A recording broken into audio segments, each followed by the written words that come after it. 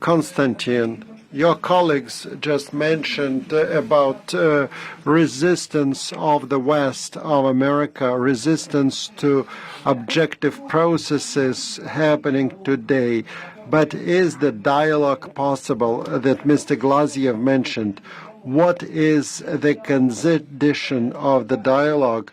Because we won't be able to create what we're talking about without dialogue.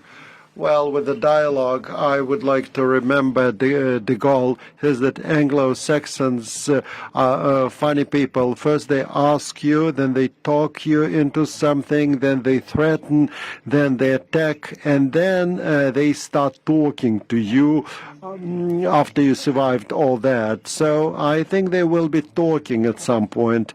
But then when we think about the chaos, they are building Pax Americana and it didn't work, and now they have chaos. Actually, I believe they have a planned chaos. I read a very interesting document, 1982, the report of General Lennon at the Zionist Congress. Israel was afraid that the Soviet Union would win and Israel will be surrounded by Arab countries alone. So they had this idea that they needed chaos in the Middle East, and Israel would be the fortress, and they would be able to survive without American assistance. But you remember Barack Hussein Obama and the Arab Spring, when Israel received minimum the support of the United States. There was a lot of chaos, regime change in all the countries. Practically only Syria survived. And look at how it worked with the example of the Middle East and Israel. Why don't we think that now they have the same global plan? If you cannot keep your leadership, why shouldn't you become the stronghold of a certain order? Okay, but you don't have war in your country. There is war in Europe, okay, Ukraine, and of course they do everything possible to bring ground troops there. Well, I'm in informal. There are idiots like Macron who say that they're sending the troops. There are don't take my bread from me.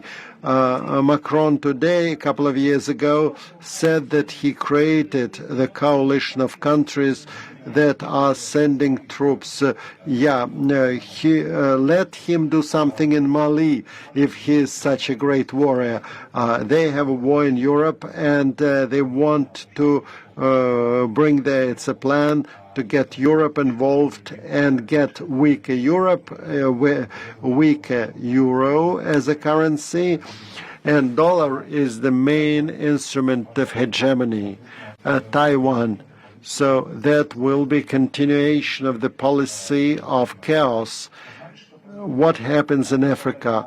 Africa was given to a great winning warrior Macron, but if Americans start doing something, we could see some war in Africa, and it's not it's Pax Americana with a weak hegemon.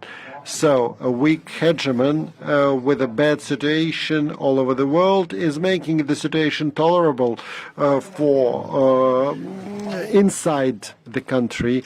I believe that chaos is their plan, and you can fight with chaos only if you understand that this is their plan, and a multipolar approach is something that could deal with that plan. We must come to an agreement without them, but it's difficult for us to deal because for information and finances and everything, we're all America centric. We have smartphones in the pockets. 14 years, world community is trying to get international internet convention. We have space, Antarctic. Instead of that, they say that in ICANN they have representative Australia, New Zealand, and now it's international. It's not just a Californian private company.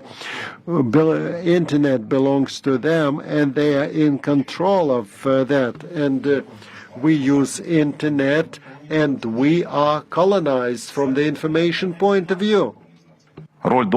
Then we have fiscal colonization. The role of the dollar is going down, but they have instruments such as IMF and World Bank, who force the countries to pursue monetary and fiscal policy in line with the interests of the transnational corporations. Transnational corporations and banks are the agent of the colonization in the world. To get rid of the colonization is to have more sovereignty of the states, getting back to this sacred notion, this state which is being eliminated by the lecturing on transhumanism or whatever.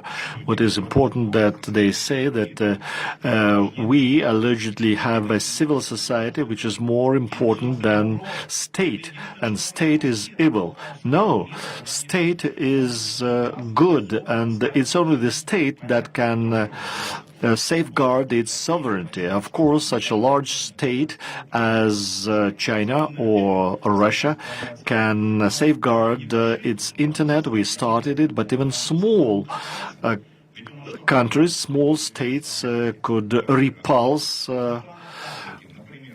colonialists. If Africans would like to borrow money at the international capital markets, they would have an interest rate of 10%, and transnational corporations that work in the African countries would have an interest rate of 2-3%.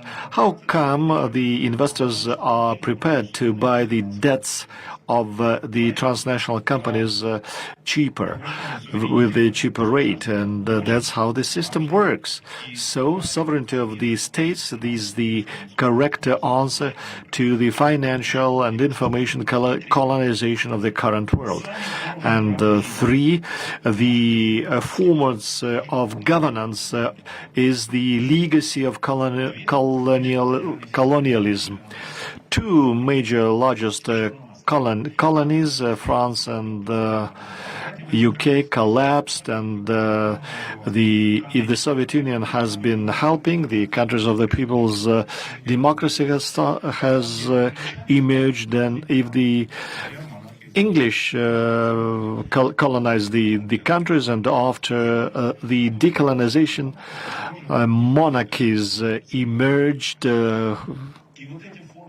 And these forms of governance is not a result of a choice of the peoples of the world.